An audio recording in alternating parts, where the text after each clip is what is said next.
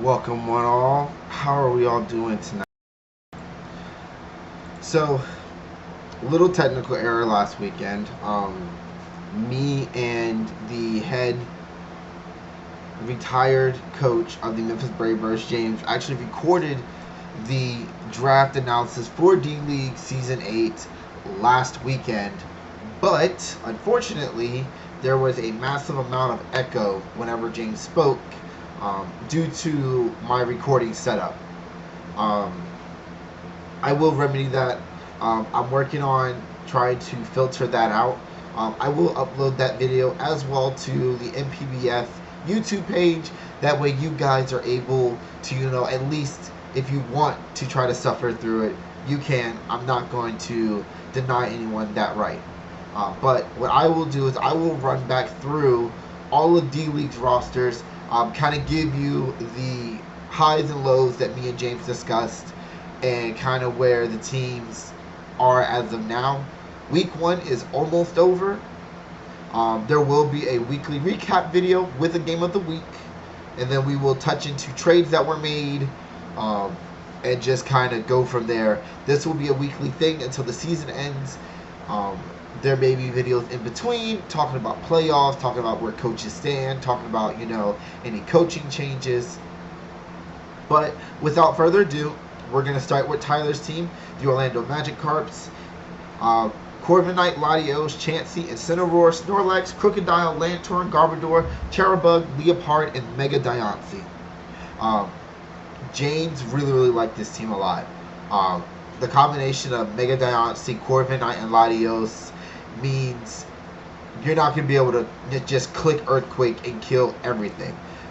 He has pivots, he has rocks, he has, his intimidate users. He has a lot of ways of beating you and healing off the damage. James gave Tyler's team a really good score. I like Tyler's composition. I think it's really solid. There aren't any major glaring weaknesses. Despite him not having a grass type, he actually doesn't need it because he does have the Latios that gets Ice Beam. He does have Incineroar that has Fire. He has Garbodor as a poison type. So his lack of his lack of grass type isn't a hindrance.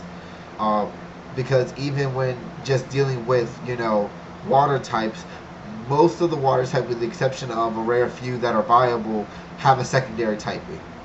So they can be easily, played around. They can be picked off.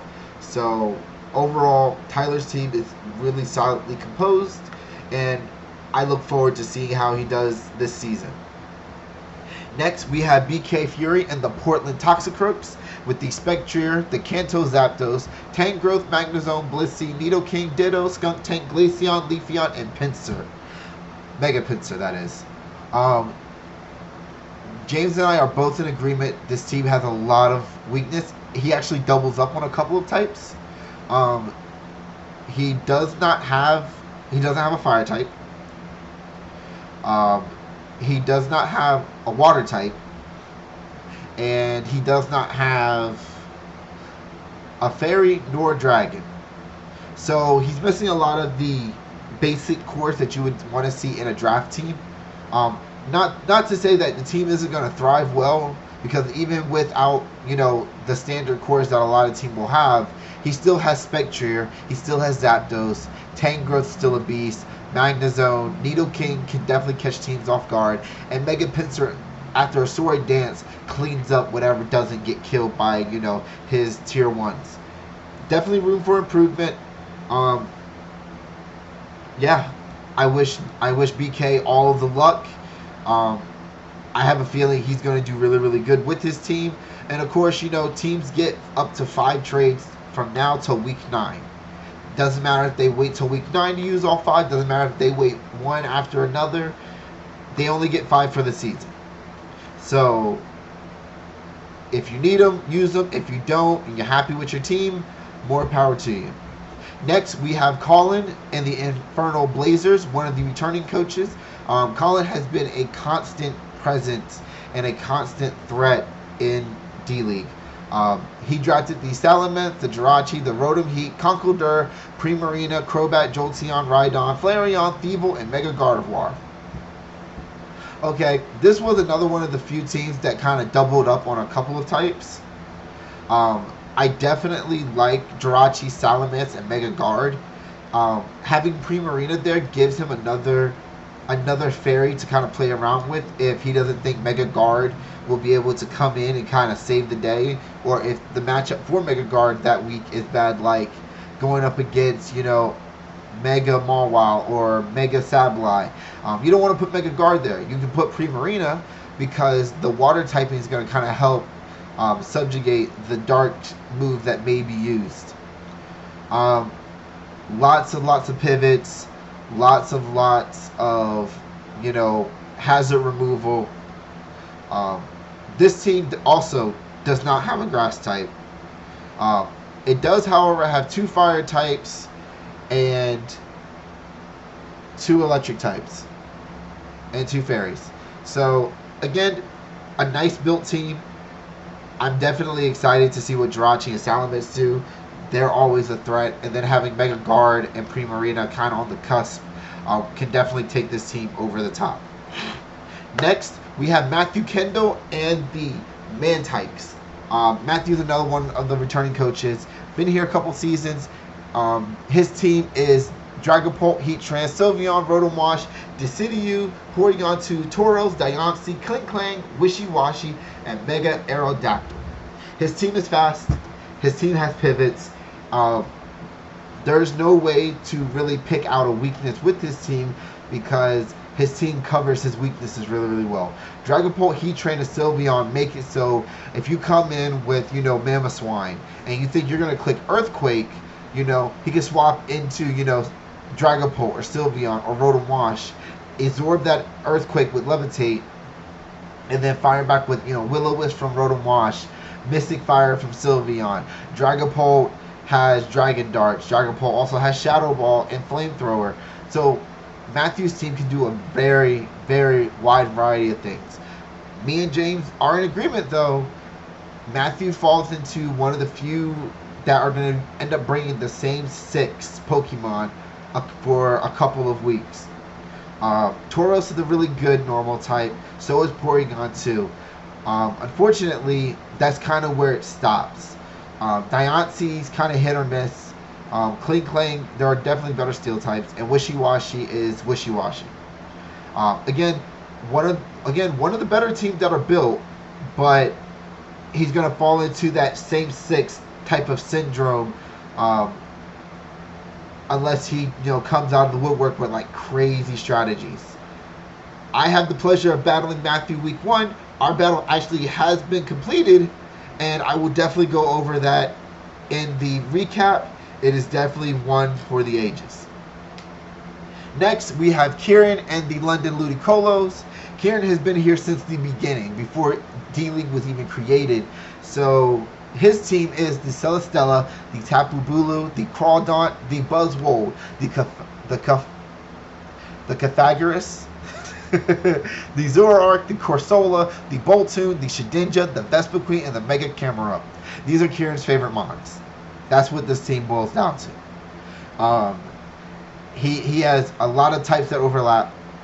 His team is somewhat slow and is really, really prone to rocks. But at the end of the day, he's picking what what he likes, what he's comfortable with. So more power to him. I'm happy. I'm always happy to see people, playing with what they like. And if that's what makes you happy, and if that would get you to where you are a better battler, more power to you. I'm all about cultivating people's abilities and helping them get to where they want to be. If that means you run the same team 2 seasons in a row, go for it. I'm gonna give you constructive criticism, and if you have questions, I'm gonna do my best to answer them to the best of my ability and to try to help lead you in the right direction. I am not a pro battler, but I can definitely see things that some people, can't. But anyway, good luck to you, Kieran. I'm always in your corner. I will definitely be watching closely. Next, we have David and the Rillagoons. David, unfortunately, was one of our coaches last season who had to leave for a personal matter, so we're happy to have him back. This time around, he drafted the Tapu Lele, the Rillaboom, the Nihilgo, the Skarmory, the Johto Slowking, the Vikavolt, the Scrafty, Sandaconda, Dubwool, Golurk, and Mega Charizard X. Yeah, he's going to be a problem. Lele and Rillaboom by themselves are pains to deal with because you can know what they're going to bring every single week. And guess what? You probably aren't going to stop it in time. Most of the time when I see people run Tapu Lele, or when I've run Tapu Lele, I either slap a Specs on it if the team is going to be slower, or I slap a Scarf on it if there's a chance the team will be faster. I had Tapu Lele in another league that was hosted by David in the summer league, and Tapu Lele got 20 kills over the course of 9 weeks. Over the course of 9 weeks, Tapu Lele got 20 kills. And all I did was slap a Scarf or Specs on it and just let it go. That's all it takes. That's how much of a threat Tapu Lele poses. And then he picked up Rillaboom, who has the priority Grassy Glide. So unless you resist Grassy Glide and have a high defense, that's going to take chunks out of you. Not only that, he's gaining, life back with grassy terrain. So David's just top 2 immediately put him over the top as one of the most threatening teams. And then you add the Nihilgo, who can be used as a cleanup. Skarmory sets hazards, Whirlwind, Body Press, can counter. Johto, Slowking, and Vikavolt are there to kind of in supporting roles. Scrafty for the Shed Skin, Moxie, Sweep. Sandaconda for the Sand Spit. Dubwool and Golurk as other supporters. And then Mega Charizard X as another potential cleanup sweeper. David's team is definitely one of the top teams in the league, and teams definitely should be on notice when battling David. He has a lot of weapons, he has a lot of guts, he has a lot of strategies. If you do not plan for his team properly, it will pick you apart.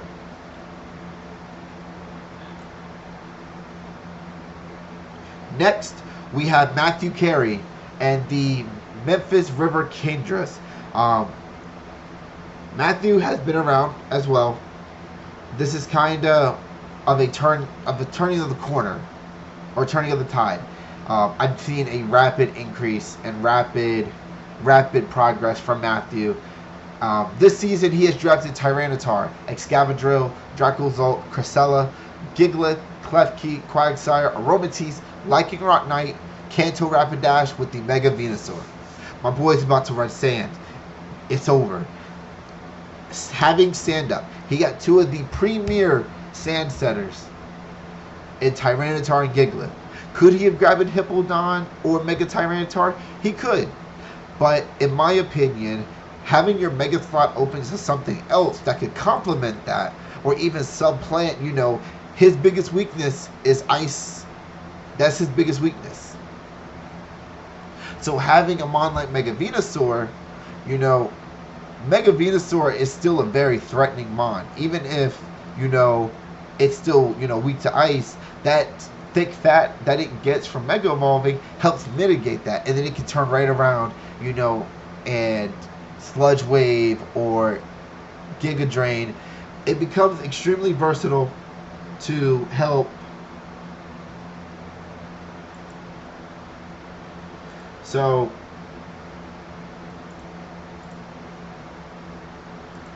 he has a very scary team. I'm excited to see it. I am. I'm genuinely excited to see how he plays it. Next, we have Floyd and the Baltimore Corvin Knights, one of our new coaches. He drafted Tapu Fini, Dracovish, NT, Tornadus Incarnate, Dual Blade, Sarina, Scyther, Rhyperior, Togedemaru, Executor, and Mega Mawile. He also falls in the category of having double typings.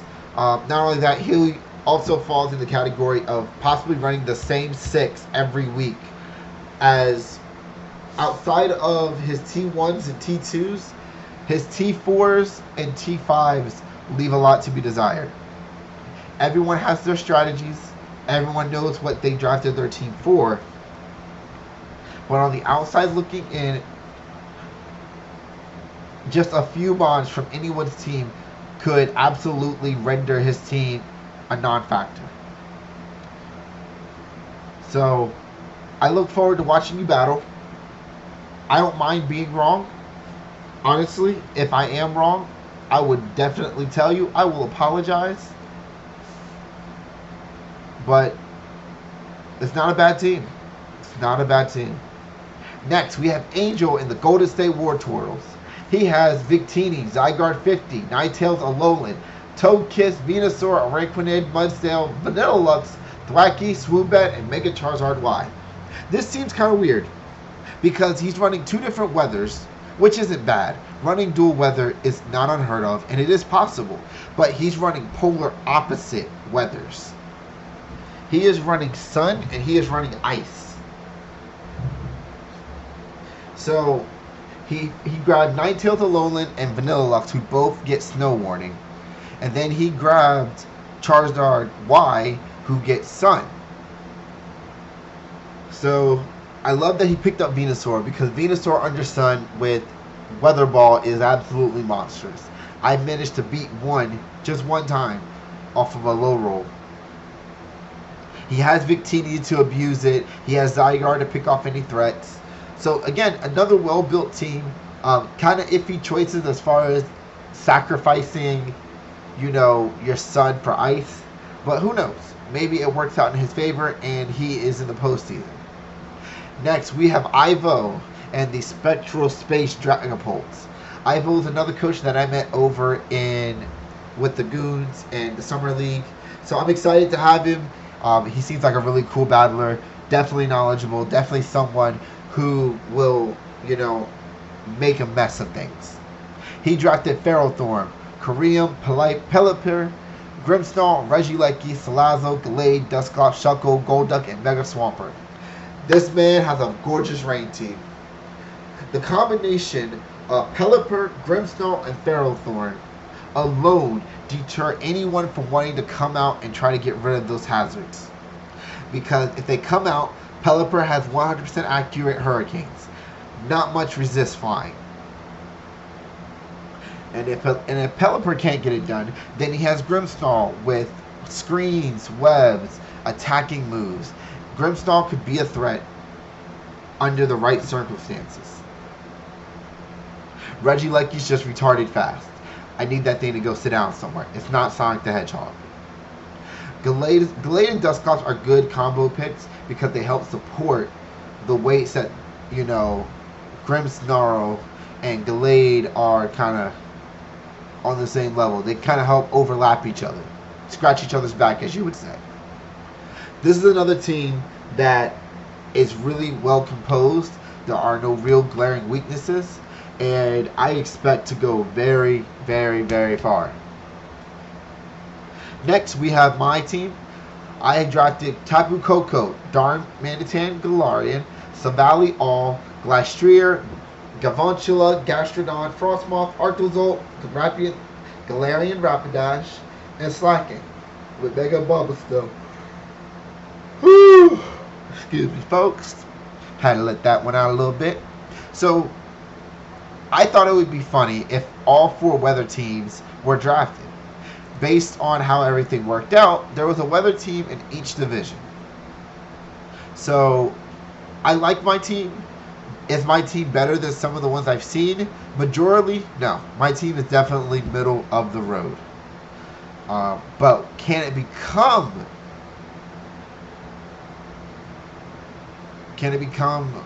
strong? It can after a few trades. I lost my train of thought there for a moment. I was on a roll, but my team definitely has holes. It definitely doesn't cover its weaknesses well. So I have Matthew as my week one, and you guys, again, you'll get to see how that battle went, and you'll definitely see where the holes are in my strategy. Next, we have Colin and the Carter City Carnivines. He has the Clefable, the Dragonite, the Arcanine, the Hippowdon, Espeon, Electivire, Gorgeous, Hitmonchan, Stoutland, Walrein, and Mega Sableye. He's got a couple of good sand setters. He has one of the top fairies of this generation and the top dragon from the previous generation on the same team. So we already know there's going to be sand shenanigans. Espeon's going to keep things from coming to her side, and you know, he's just going to control the battlefield. He's got Stoutland as a sand rusher. I love the Mega Sableye pick because now he has utility with healing. So it's going to make his team live a lot longer and do a lot more. Overall, Colin, wish you luck. Excited to see you play. Next, we have Logan and the Alabama Arcaniners. Logan has come back into the competitive battling scene, and we welcome him with open arms. He drafted the Garchomp, the Tornadus T, the Ranunculus, the Slowbro Kanto, Magneton, Rabombi, Sceptile, Sableye, Magmar, Oris with the Mega Medicham. Okay, not bad. Not in the higher echelon of teams we've seen, but doable. The lack of a Dark type hurts, because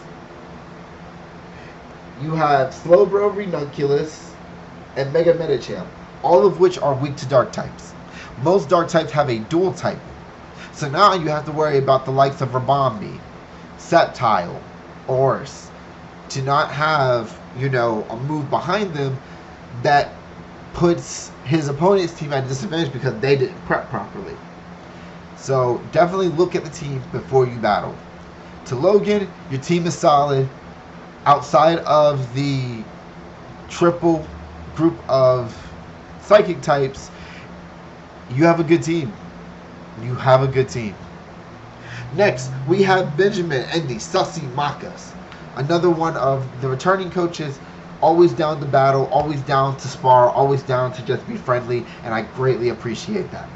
He has the Aegislash, the Blacephalon, the Galarian Slowking, the Halucha, the Zygarde 10%, Drapion, Vileplume, Galiospod, Jinx, Stunfisk, Unova, and Mega Altaria. His biggest issue is ice. If he goes up against someone with an ice type that has decent speed, more than likely half of these people are dead. Lucha isn't living an ice beam. Zygarde 10% isn't. Vileplume isn't. Mega Altaria is 4 times weak, so it isn't. So it's definitely doable. He can definitely net some wins, but I would 100% look to possibly getting rid of some of these ice weaknesses. Otherwise, mods like Mamoswine, who just need a Scarf, are just going to come in, click Icicle Crash, and just sweep through your team. Next to last, we have Lewis Curtis and the Garchamps. One of the newer coaches. Super excited to have him here. Super excited to see what he can bring to NPBF. He has drafted the Landorus, Stuntherian, Scizor, Starmie, Amoonguss, Regidrago, Slurpuff, Charizard, Falapel, Bellossom, Lapras, and Mega Latios.